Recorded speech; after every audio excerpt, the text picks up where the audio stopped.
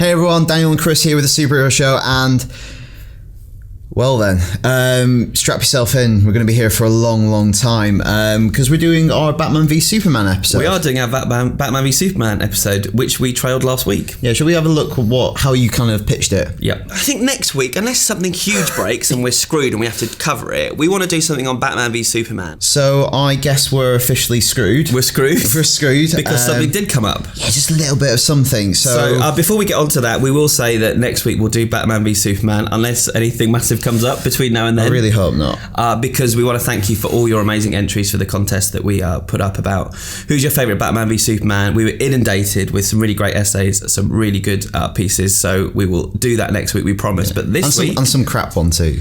Yeah, some really rubbish ones. Like some people not trying at all. But unsurprisingly, we're going to be talking about the Marvel announcements. Marvel's Phase 3 lineup was announced. Now, unsurprisingly, we have loads of stuff already on site. So you want to check out all the conversations that the team did. Yep. If you want to learn about which Infinity Stones might have already appeared in the film, check out the wiki. But you come to the Superhero Show for kind of considered analysis, the kind of in-depth insight that only time permits. So my takeaway is fucking hell, the only one who did it, the mother. No swearing. What? So how are we going to do this? Well, let's talk about what they announced to begin with very quickly. So we already knew that Avengers Age of Ultron and Ant-Man are coming next year. Yeah. But then after that, the full slate for Phase 3 has been announced. So we've got in 2016 Captain America Civil War and Doctor Strange, 2017 Guardians of the Galaxy 2, Thor, Ragnarok and Black Panther, 2018 Avengers Infinity War Part 1, Captain Marvel and Inhumans, and 2019 Avengers Infinity War Part 2, which will complete Phase 3. Was this too much stuff for a 30-minute show? Yeah, well, it's like they landed the first blow with Phase 1 and 2, and then DC came back 2 weeks ago with an their investors call. Yeah, in terms of how you actually announce stuff, I'm going to go out on a limb and said this had a little bit more pizzazz about it. People were screaming at the reveal of a logo. You announced who the Flash was, and you announced who Black Panther was. Look at the... This was definitely a way to do it for fans. But I think what happened here, no, I don't think it was for that. I think Feige watched the Superhero Show last week and thought, I'm going to screw these two. Superhero Show's getting too big. Let's make this announcement next week. This is what Dan Mortimer said. He said, do you think Kevin Feige did this on purpose to scupper your Batman v Superman show? Yes. Feige! Kevin, friend of the show. Not really. Well, I met him once. He's very welcome. Seems nice. Yeah. So those are the films. So I think we're gonna go through the slate and talk about some of the big points that we kind of spotted. Yes. So kicking off with Doctor Strange. Well, Doctor Strange is the weird one. Like, we've known it's been happening for a long time, and we know Scott Derrickson is directing. We've got I can't remember his name. He's writing the screenplay. Did Prometheus as well. So John Spates. People are attached to it. We knew it was going ahead, but it wasn't officially given a date. And if this hadn't happened, all these slate announcements, probably a big talking point this week, in addition to Batman v Superman, would have been Cumberbatch being rumoured to play the part. Yeah. Like, there's lots of actors have been in the kind of in the mix for it. Joaquin Phoenix has been rumoured. But over the last week, it seems like Cumberbatch has come to the forefront. It was suggested it was a done deal, wasn't it? Yeah. So read that casting. Maybe we can go back and have a look at what we said when it came up in our gallery video that we did a little while ago. Yeah. Should we watch that? He looks good in a long cloak, as he wears in Sherlock. Okay. I could see him. Yeah, I could see this. Could Strange have an English accent? Would that be acceptable? He can do anything though. Cumberbatch. He's got He can play dragon. Okay. Yep. No, I'm saying yes. He can do everything. I'm saying yes to him. Okay. So there you go. I called it. I called it. You can't take credit for this. I called it. You said Joaquin Phoenix. No, we're not going to show that bit of the video. We said his intelligence and the fact he can wear a cloak. Also, he's a bit haughty. I think we said like he can appear to be very superior, so he can go on that journey. Also, he's just an amazing actor, but he can definitely play very intelligent. Played Sherlock, but he has that feeling of being quite egotistical, even though he's a very nice man. He's a very nice man.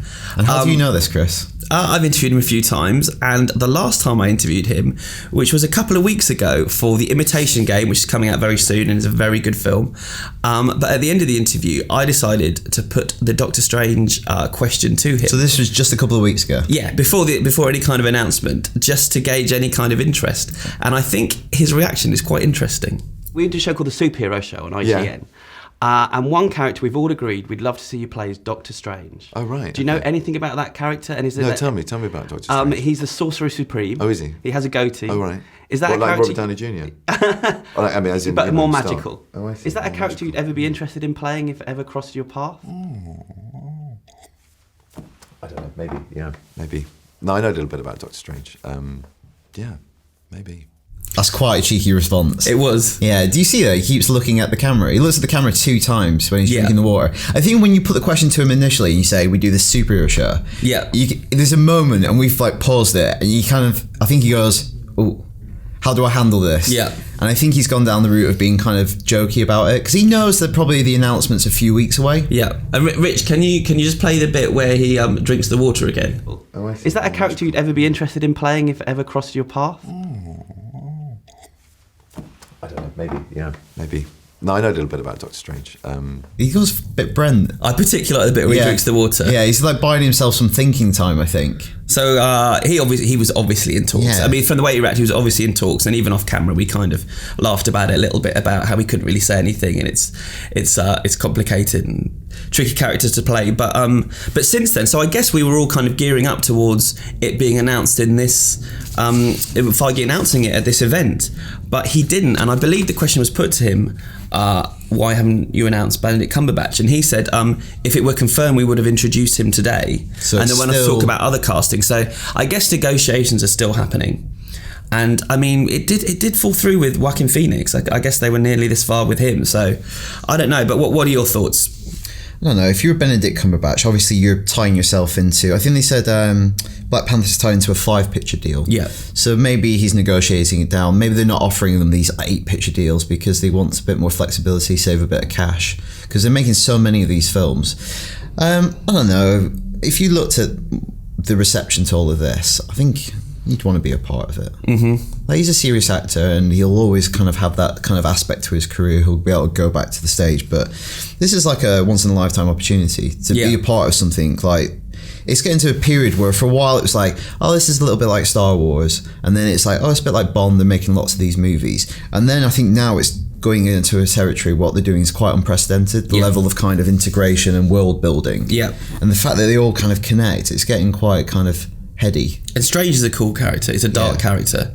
And I actually really liked Feige's quote during the presentation. He talks about Doctor Strange being this really pivotal character for them in a way that kind of the Guardians really secured and like cemented the fact that the cosmic universe was a thing they could play with and introduce and kind of give the Marvel universe legs and make them less kind of the superhero films we've had for the last 20 years where it's like good guy meets bad guy, have a few fights, have big like final battle. You're introducing cooler stuff, weirder stuff, stranger stuff, and with Strange you're going to introduce the supernatural. And he talks about that going beyond the cosmic, going into the supernatural, and possibly as a segue to like reboot Blade, introduce more kind of demonic characters, like different realms. Like we've kind of got used to the idea of Asgard as a different dimension, space. We're introducing a lot of alien races. Next, maybe you're introducing monsters and demons. And then you get Guillermo del Toro involved.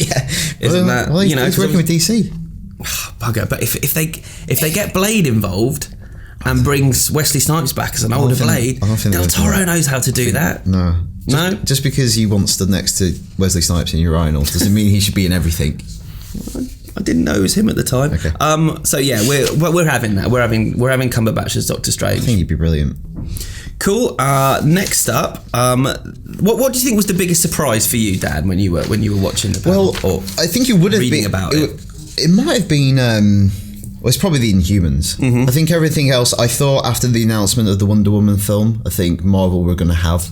I think they would have had a standalone female-led superhero film. Otherwise, I don't know. I think they would have got called out on it. Yeah, massively. And I don't think they're doing it as a token gesture because we'll get onto that later. I feel like Carol Danvers, Captain Marvel, will be quite instrumental in kind of towards the end of Phase 3. Yeah. Especially with the Infinity War storyline shaping up. But I think the biggest surprise was probably, again, it would have been Black Panther if it hadn't have been kind of, we'd seen the Age of Ultron trailer where we saw Ulysses Klaue, and we speculated that Johannesburg was maybe doubling up as Wakanda. So we kind of already got used to the idea of Black Panther being introduced. But it's probably Inhumans for me. Yeah, definitely was not expecting that. And also, I think Avengers Infinity War being split into 2 movies as well. Yeah. It's all the rage now, isn't it? Well, we were talking about the DC slate and having Justice League part 1 and 2 like a year apart as well. Or 2 years apart, is it? I think it was 2 years apart, yeah. Doing this like makes a lot of sense. Like we've seen it with a lot of other films over the last 5, 6, 7 years. Harry Potter, Twilight, and even way back, effectively Back to the Future part 2 and 3 is a similar sort of thing. It was a few months apart. Makes financial sense, doesn't it? Yeah. Will it be the Avengers that we know and love, do you think, in that movie? Or will we have a slightly different roster? I think you can infer a lot of things from this timeline that you're probably going to lose characters along the way. I think the next thing for the Marvel Universe to face and handle and do in a cool way is a very comic book thing, which is killing your characters. Now, it's obviously a perennial joke in comic books and no one ever dies. But I think for the cinematic universe, and we talked about this with a superhero show we did like months and months ago about will Marvel ever kill off Tony Stark? And I think that's the big test for them now, is saying goodbye to these characters, because it'll give a sense of kind of consequence to the universe, which I don't think it has just yet. No major characters have died, and I think if you lose Captain America, which I think could possibly happen in Civil War, that's going to have ramifications, and it creates the space for a new character to step up. Because otherwise you're going to run into the problem where you're just going to have too many characters to service. And financially it's difficult for them to renegotiate with guys after they've done 2 deals with them. Yeah, so I think you're looking at these films and you can already kind of start to imagine how the Avengers team could possibly reshuffle. You could lose Captain America, you could possibly lose Thor in Ragnarok. I don't think that's going to be Ragnarok, the clone of Thor. I think it's going to be a kind of Asgardian battle that happens, and that could mean he has to stay in Asgard to rebuild it. And then you're going to kind of gradually reshuffle the team, maybe introduce a couple of the cosmic characters, and then you've got a brand new team going forward when they want to make Avengers 4 or 5 in phase 4. Yeah, well, that's pretty exciting, isn't it? Speaking of the cosmic, Guardians of the Galaxy 2 moved up, which is still, I'm afraid, still the film I'm most excited about out of all these. And also it had that kind of idiosyncratic way it was announced. So they put the logo on screen and they got Ain't No Mountain High Enough playing, and there's like this sketchy scroll kind of scrubbed out the release date, and it was Avengers 2, like Peter Quill just written on a mixtape. Oh, it would have been good if they'd had Chris Pratt dancing on stage. That's what I want to see. What about you? Any surprises for you? No, like I said, I think the Avengers being split into 2 was a big one for me, and it being Infinity War, although I think we've discussed on the site already that it's probably not going to be an adaptation of the actual Infinity War from the comics. I think none of these are straight adaptations. No, it's just a good title. They're kind of using like I always say about film adaptations, like the worst adaptations is when you try and do what's in the comic book on the big screen, because you're not adapting anything. You're not changing it for the fact that a lot of your audience might not know this stuff, and the fact you're making a film, not a comic book that's running for years. So I feel like you'll draw on all these elements like they did with Iron Man 3, the kind of adapted extremeness into something that made sense, whether you like it or not. I liked it for the big screen. And we were speculating whether Captain Marvel might be kind of bridging between the cosmic and... I think it's quite tactical how this is shaping up. The fact that Captain Marvel and Humans, 2 brand new characters, they might be seeded before them, but 2 big new characters for them are sandwiched in between Infinity War 1 and 2. Let's face it, going to make more money than anything that's ever made in the world ever. And if Captain Marvel and Humans will probably get a boost from the fact that they might fill in gaps between the 2 films that everyone's going to go see. So you see Avengers 1, you know Avengers 2 is the year after, but there's these 2 more Marvel movies.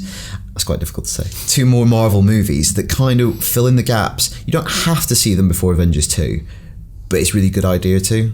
And it gets people to go see them. I can imagine Carol Danvers turning up in Infinity War as a fighter pilot, and then she has her accident, then she goes into space and she returns as an absolute badass to save the day in Infinity War Part 2. And even there's nothing to stop Carol Danvers showing up on one of the TV shows before she makes the transition to movies. I mean, it's just got to be just a matter of time before they're doing it a smart way. Like, new characters are kind of...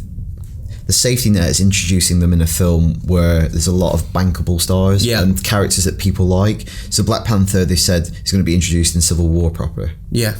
That's a big film. People can get attached to him, and then they go, of course I'm going to go see a Black Panther film. I really like that character. There's been a lot of online support as well for Katie Sackhoff to play Captain Marvel, who I love. I think she's awesome. But we had an email from Trevor Johnson, who loved all the announcements, and said Jessica Chastain as Carol Danvers, aka Captain Marvel. What do you think of that? I think she has the talent, the look. Also seems like a cool character for her to play. So, what do you reckon to that? Yeah, there's loads of people who I think could play the role brilliantly, and I'm sure there's going to be no end of speculation in the next few years. I'm glad we got that email though, because someone from our team's interviewing her right now, and so I've asked them to ask her the question. So if she comes back with an answer, we'll come back to you guys with that answer. But I think she'd be a good choice. She'll have a little drink of water. But obviously there was one of the biggest surprises was that they announced the casting of Black Panther. Yeah, they went for it because we had a conversation last week, me and Gav, about Black Panther in Avengers. Will he appear on screen? They probably haven't cast it yet. Yeah. And they have. Apparently blooming have. Chadwick Boseman. I know nothing about Chadwick. You know nothing. I know a little bit about Chadwick Boseman. Okay. So he's kind of been a TV actor for the last few years, but in the last sort of 18 months, he's made 2 biopics, both of which he took the lead. So he played Jackie Robinson in 42, the baseball movie, and James Brown in Get On Up, which actually hasn't been released in the UK yet. It came out in the States in the summer. Both of which I've seen. He's very good in 42. He's brilliant in Get On Up. And it's interesting, the screening I went to, Mick Jagger produced it. Mick Jagger was out on stage and introduced the movie and got him up on stage, and he's quite shy and...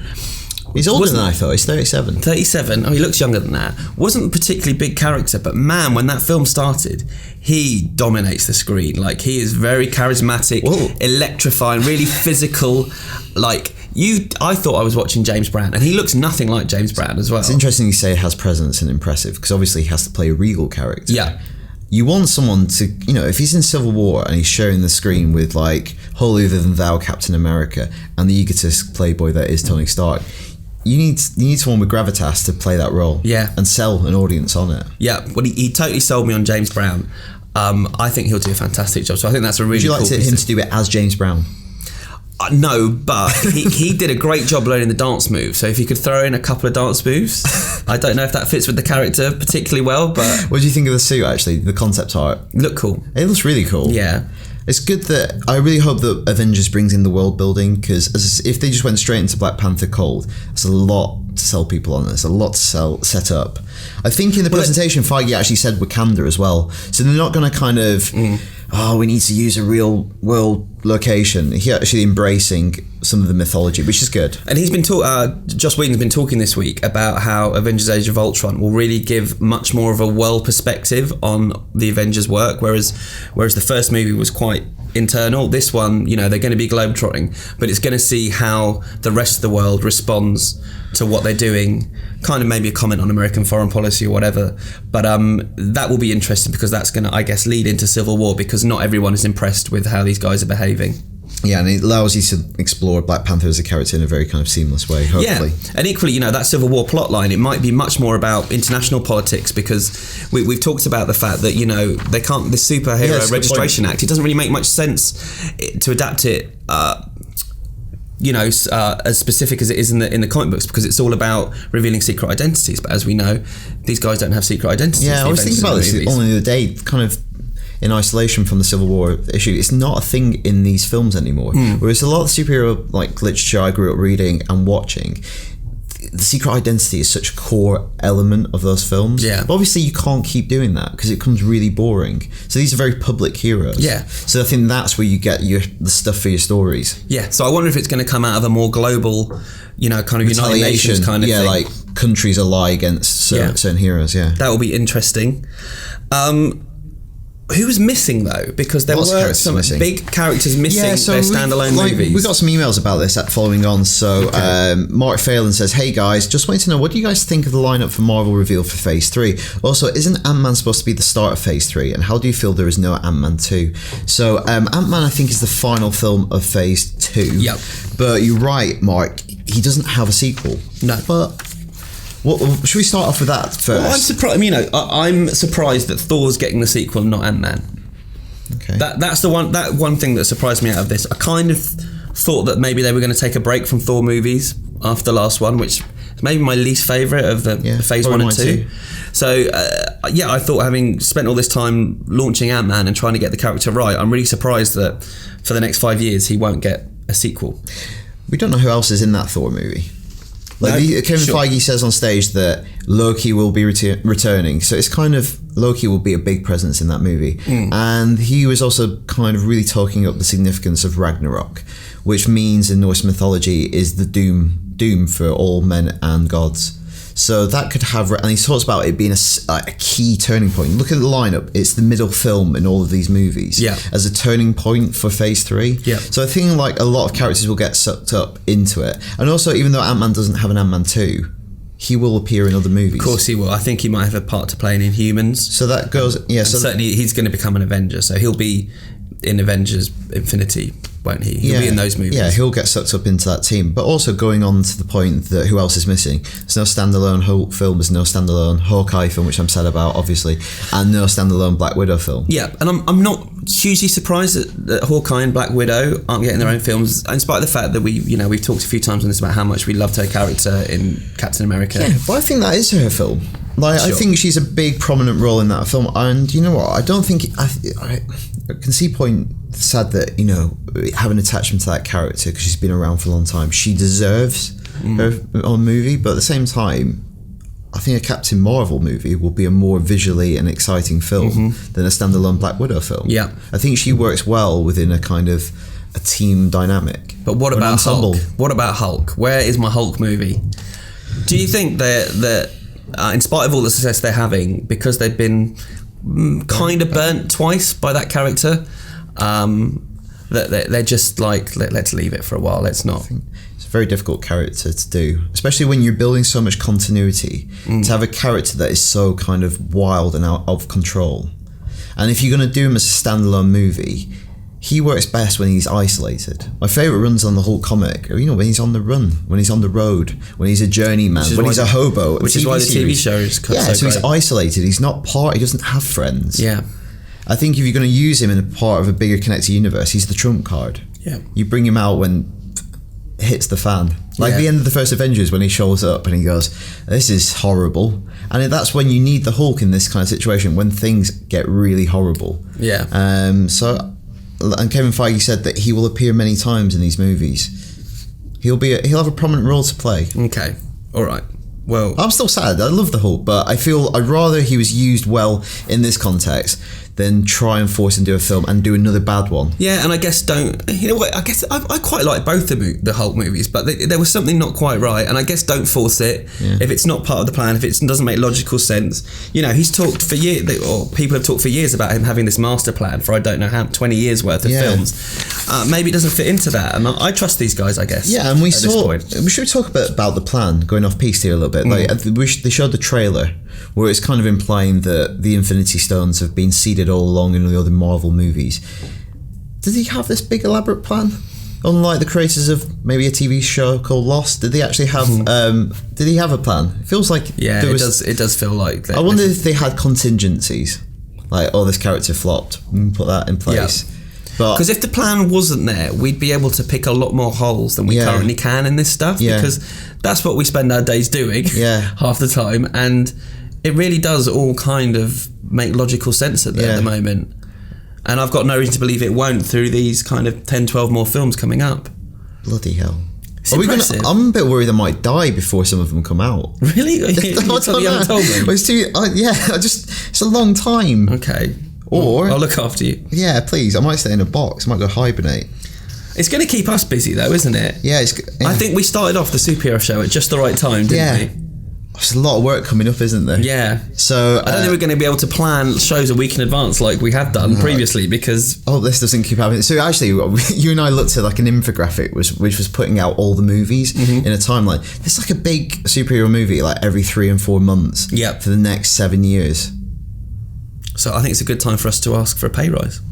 So if you want to write to our bosses, their email addresses are we'd like you to write into us, which is ign_UKFeedback@ign.com. I feel like now is probably the time I get that changed. I obviously emailed 3 people at IGN and I keep getting bounce backs. So again, if you know the email address to get an email changed on IGN, maybe we need to send them one of these to show that every week we moan about it. But it just shows they don't. It just shows that our colleagues don't watch it to the end of the video. Nobody watches it. Nobody in IT watches it.